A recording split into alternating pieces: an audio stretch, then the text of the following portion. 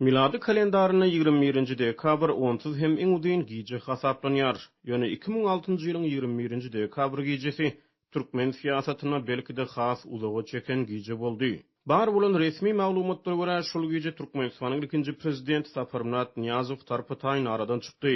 Niýazowyň ölümünden soňra onuň orunmasary vice-premier Gurbanuly Berdimuhammedow Türkmenistanyň häkimet başyna geldi. 11 fevralda Berdimuhammedowyň prezident wezipesini eýelemegine 15 ýyl dolýar. Ýurdu demir penje bilen dolandyran Niýazowyň tarapy ölümi istenlik awtoritar ýurda mahsus bolan bir meseleni, tutar meselesini ör boýuna galdyrdy.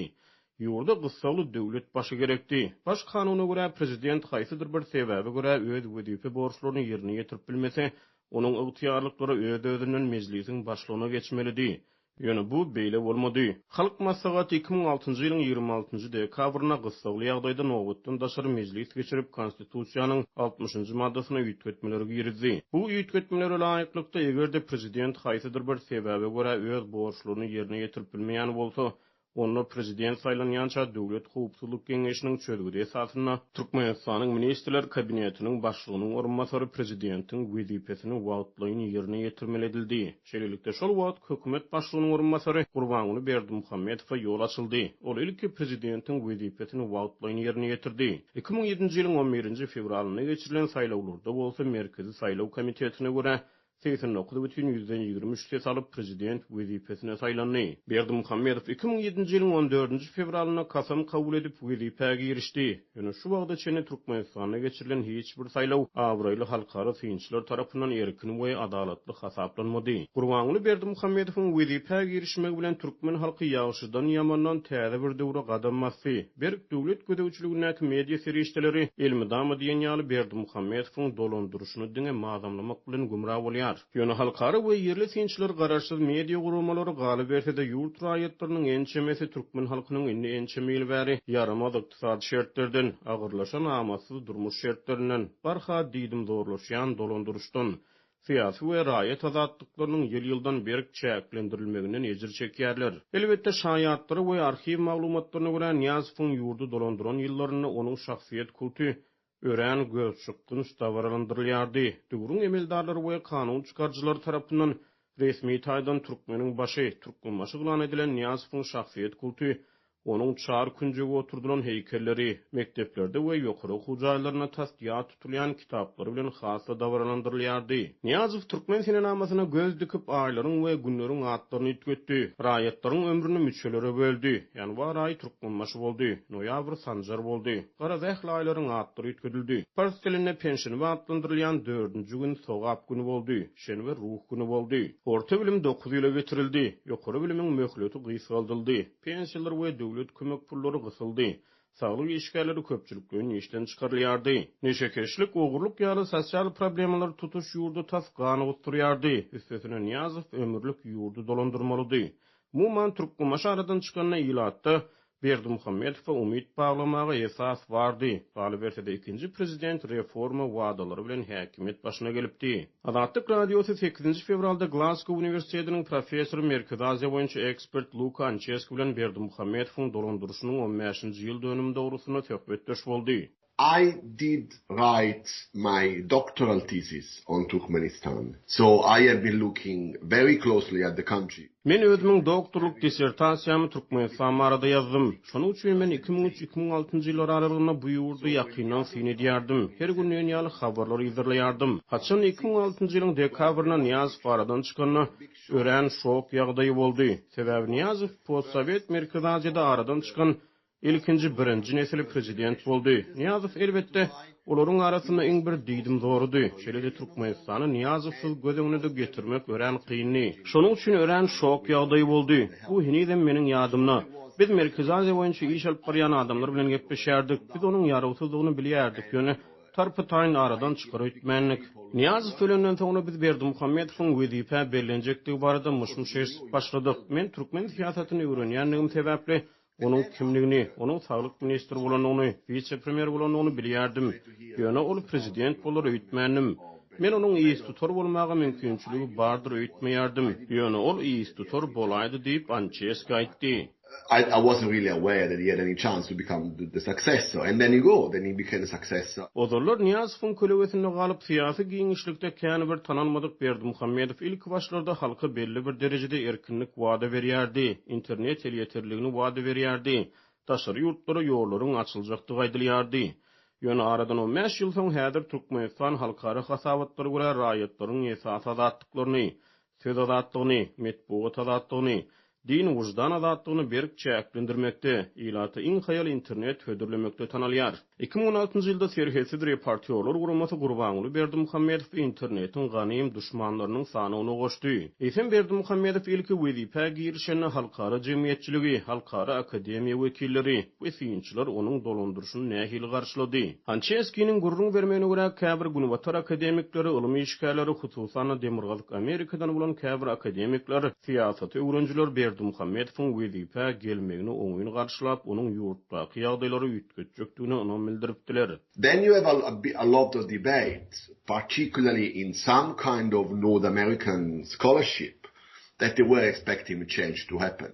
Sonra bir tüýtlü çekeleşikler, debatlar başlady. Hususan Demirgalyk Amerikada alınıp barılan ulumy işlerine Berdimuhammedowyň ýurtda ýagdaýlary ütgetmäge garaşylýanyny aýdyldy. Hatta bir topar görnükli professorlar Berdimuhammedow ýagdaýlary ütgedirdi ýerdiler. Siň eser edip gözde geçirden şeýle maglumatlary tapmak mümkin. Sebäbi olar Berdimuhammedowyň aýdýan zatlaryny onuň ýardylar. Men asla giňerimli özgörtmelere garaşmadym. Sebäbi aslynda da men ýagdaýlary biraz pessimist çemeleşýän. Ýöne şol bir wagtda men türkmen siýasatynyň sağlamalarına düşünýärdim. Eger de olar şonuň ýaly kişini häkimet başyna getirýän bolsalar, olar muny ýagdaýlary ütgetmek üçin näde saklap galmak üçin edýärler. Bu şeýle de boldy. Men hatda Berdimuhammedow döwrüne açyklyga synanyşyk hem edilmedi diýip bilerin. Ýöne akademikleriň belli bir bölegi, hatda käbir siýasatçylar karar kabul edici adamlar ören uly umyt bagladylar.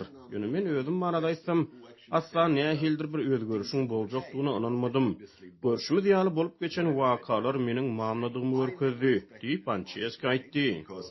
But I also understood that the configuration of Turkmen politics Synçylara görä ýurdun ykdysady kuwaty soňky ýyllarda juda pese gaçdy. Giň ýaýran ýeşillik sebäpli ýurdu terk eden ýüzlerçe müň raýat daşary ýurtlarda galdy. Ýylatyň epesli bölegi subsidiýalenen ýymy tönümlerine garaşly galdy. Ýöne muňa garamazdan resmiler we media serişçileri synçylara görä ýurtda dowam edýän kynçylyklary ýaşyrmak bilen gumra bolýarlar. Dowam edýän kynçylyklary açaçan boýnalmaýarlar. Merkez Aziýa boýunça ekspert Luka Ançeski Türkmenistanyň Niyazov döwrü bilen Berdimuhammedow döwrüni deňeşdirýär. Siýasat we ykdysady ýagdaýlaryň yaramazlaşanyny aýdýar. Berdimuhammedow döwrüne ýagdaýlar negativ tarapy özgördi. Niyazov bilen ýylat arasyna nähildir bir sosial pakt, durmuş olalaşygy bardy. Siýasy we sosial azatlyklaryň öwedi her neçikde bolsa ykdysady mümkinçilikler bilen dolanýardy. Ýylaty ýeňillik ulgamlary hödürlenýärdi. Adamlar elektrik energiýasy üçin gaz üçin pul tölemeýärdi. Ýylaty ýeňillikli azyk önümleri hödürlenýärdi, diýip Ançeski aýtdy. Türkmenistan 2019-njy ýylyň 1-nji ýanwaryndan başlap ozal ýylaty mugut hödürlenen elektrik energiýasy, gaz we beýleki ýeňillikler tölegli edildi. Ekspertiň ynanjyna görä Niyazow döwründe de Berdimuhammedow döwründe de ýylat giň ýaran korrupsiýadan ejir çekdi. Galiberside ekspertiň ynanjyna görä Berdimuhammedowyň ýurdu dolandyrýan ýyllary umumyň aýdylany tutuş dünýäde global awtoritarçylygyň ýoň bolup barýan döwürlerine gabat geldi. Niyazow aradan çykandan soň onuň şahsiýet kultu Berdimuhammedowyň şahsiýet kultu bilen ütgedildi. Türkmenistanyň mejlisi 2022-nji ýyly halkyň arkadaly zamana suglan etdi. Prezident Berdimuhammedow halkyň bol elin durmuşda ýaşaýanyny aýdýar. Döwlet mediasy Türkmenistanyň ýylatynyň berkarar we bagtyar zamanada ýaşaýanyny gaýtylýar. Türkmenistanyň halk maslahaty bolsa ýakyn günlerde ýurdun 30 ýyllyk geljegini maslahat etmäge taýýarlyk görýär.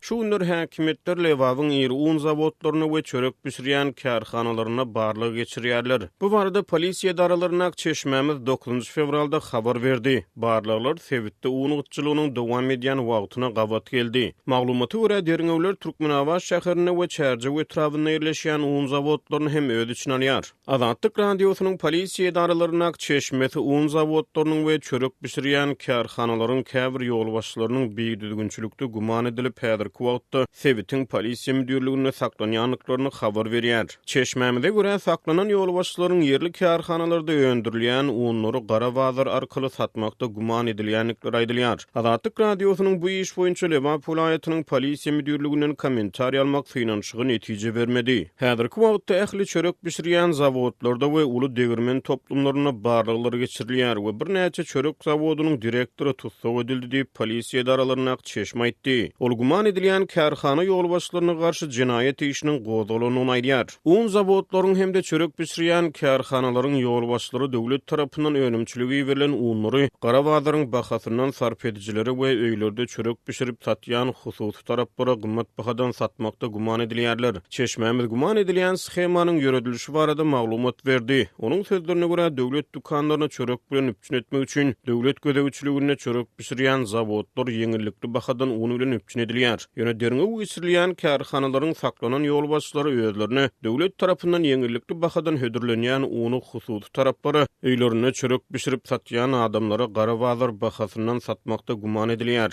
Öz öýlerine çörek pişirip eklenjejän raýatlar pişiren çöreklerini hususy dukanlara satýarlar. Hususy dukanlar bolsa her bir çöregiň üstüne 1 manat goşup müşterileri hödürleýär diýip Çeşmämiz aýtdy. Bu aralykda Azatlyk radiosynyň habarçysy uny we çörek üpçünçiliginiň Sebitdäki ýagdaýy barada habar berdi. Onuň maglumatlaryna görä döwlet dukanlaryna subsidiýalenen ýymy önümleri ilata çäkli möçberlerde paýlanýar. Un üpçünçiligi Sebitde mesele bolmagyny galýar. Bazarlarda Russiýada we Gazagystanda öndürilen unlar satylýar. Un gıtçylygyna garamazdan habarçymyz hususy dukanlarda çörek önümleriniň satylýanlygyny, ýöne olaryň bahasynyň gymmatlygyny habar berdi. Azatlygyň çeşmesi Sevitin degirmen toplumlaryna we çörek kärhanalaryna geçirilýän derňewleriň dowam edýän un gıtçylygy bilen ilteşikligini aýdýar. Habarçymyza görä hususy dukanlarda satylýan çöregiň bahasy 5-10 manat aralygyna üýtgýär we dukanlardaky tamdyr çörekleri hil taýdan 3 görnüşe bölünýär. Ol çörekler öý tamdyrlaryna ýapylyp hususy dukanlara paýlanýar diýip habarçymyz aýtdy. Mundan ozal Azatlygyň Sebitdäki çeşmeleri ýanwaryň ortalaryny Aşgabatdan baran toporlaýyn barlygçylaryň Lewap we Mara vilayatlarynyň edara kärhanalaryna duýdansyz barlyg geçirenliklerini habar berdiler. Azatlyk radiosynyň habarçysy 21-nji ýanwarda Lewapyň çörek kärhanalarynyň 10 işgäri tölegsiz zähmet ruhsatyny ýerenliklerini habar berdi. Türkmen häkimetleri edara kärhanalarda wagtly duýdansyz barlyg geçirýärler. Ilat köpçüligi derňewçileriň haýsy döwlet edarasyndan ýeberilýänliklerinden we beýleki jikmejikliklerden köplenç bir habar galýar. Häkimetler Lewapyň un zawodlaryna we buğday ambarlaryna geçen ýylyň awgust aýyna hem giňişleýin derňew işlerini geçirdiler.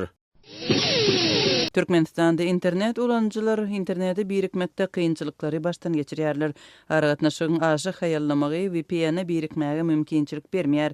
Soňky günlerde internet tas işlemeýär. Bu barada 8-nji we 9-njy fevralda Azatlyň Türkmenistandaky habarçylary maglumat berdiler. Ýurdun häkimetleri bolsa, şu günler halk maslahatynyň ýakyn günlerde geçiriljek nowatdan daşary ýygnagyna taýýarlyk görýärler. Azatlyň habarçylarynyň biri Aşgabat internet ýene erwetleşdi. Hemme zat haýallady şonuň üçin VPN-i birikmek mümkin däl diýär. Başga bir habarçylyň sözlerine görä 8-nji fevraldan bäri Imo Messenjeri telefonda da tas işlemeýär. Galan sosial ulgamlar öňem petikli. Soňky günlerde ýurtda VPN-leriň köpüsi petiklenýär. Ulanjylar VPN-leriň üstü bilen interneti birikmegiň dürli ýollaryny gözlemegi dowam etdirýän wagtynda häkimetler maglumat almagy synanşýanlary anyklamagy we olary jogapkärçilige çekmek haýwatyny atmagyny dowam etdirýärler. Habarçylaryň sözlerine görä polisiýa ýene-de VPN ulanjylaryny keskitlemek üçin işini güýçlendirýär. Şübhasyna düşen ulanjylar soraga çagyrylýar. Soraga edişlik wagtynda internet ulanjylardan VPN-i kimin gurup berenligini soraýarlar we jinayet jogapkärçiligini çekmek haýwatyna atýarlar.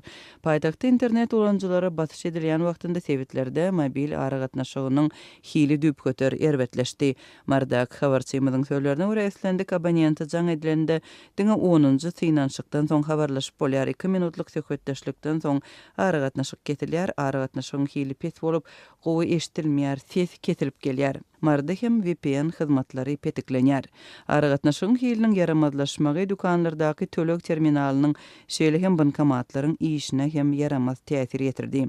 Häzirki wagtda Türkmenistanda harakatnaşygyň çäklendirilmegi we maglumatlara gözekçiligiň güýçlenmegi prezidentiň ýol başçylygyndaky ýurdun ýokary kanun çykarjy guramatynyň nowatdan daşary ýygnagynyň öňe tirasynda bolup geçer. Halk maslahaty 11 fevralda geçiriler.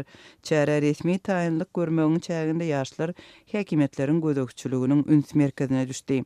Aşgabatyň häkimetleri ýurdun ýokary okuwçylarynyň studentlarynyň mobil telefonlaryny barlaýarlar. Häkimetler ýurtda petikli saklanýan saytlara, şol sanda Azatlyk radiosynyň web saýtyna hem-de sosial platformalara giren ýaşlara okuwdan çykaryljakdygy barada haýbat atýarlar.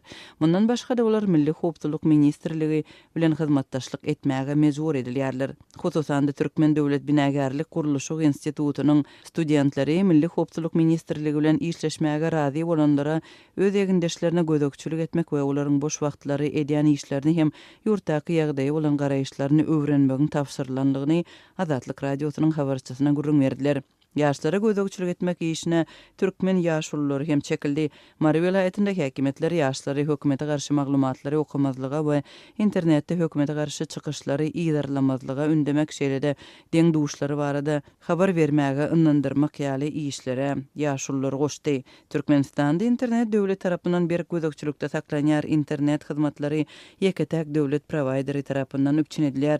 Azatlyga ma'lum bolýarly Türkmen Telekom kompaniýasy ulanjylara gözekçilik etmek we aragatnaşygy petiklemek üçin täze enjamlary edinmek bilen tekniki bazasyny ýygyderli täzelýär. VPN Türkmenistanda internete kadaly girmek we web saytlara şol sanda petiklenen maglumat çeşmelerine girmek üçin ýeketäk mümkinçilik berýär. Ýurtda garaşsyz neşirleriň web sahypalary şol sanda Azatlyk radiosynyň web saýty hem-de esasy sosial ulgamlar petikle durýar.